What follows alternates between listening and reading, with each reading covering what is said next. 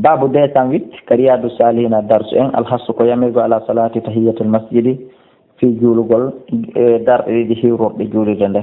ko karahiyate añagol moƴƴa al julus joɗagol qabla an yusalli ko adi on tigi julde rakaten darɗe ɗiɗi fi ayyoɓe tun e kala noon waɓatu dakala mo naati foti imamu no hutubude ka julirde ɓayno woodi buy landotoɓe ɗum foti imamu ala hutubude ferti ko fewdo nangue tumbi hore kahina wa sawano fotatere salla rakatayn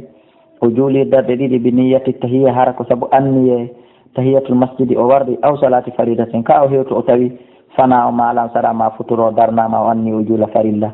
aw sunnata ratibatin ka ko sunna jokkodirɗo o hewta o tawa fana no manque seeɗa o ruƴƴa darɗe ɗiɗi ruƴƴatoɗen adi fana aw gayri amma koye nan koye tawtun o juuli na woɓɓe goo sikkay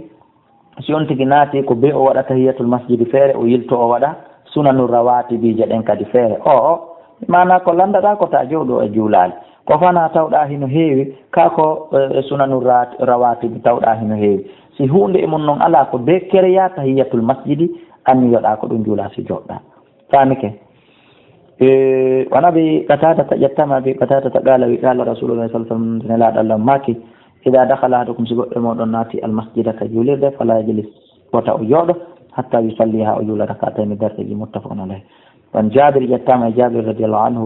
qala wi ataytu mi arno annabiya ka annabaji alah sallah sallam o tay kanko fil masjidi mo ka juulirde fa qala o maki salli rakatayni juulu darɗe ɗiɗi taw si joɗɗa muttafaqun alayhi hadis on ko fottanaɗo wallahu a'lam wa a'lam.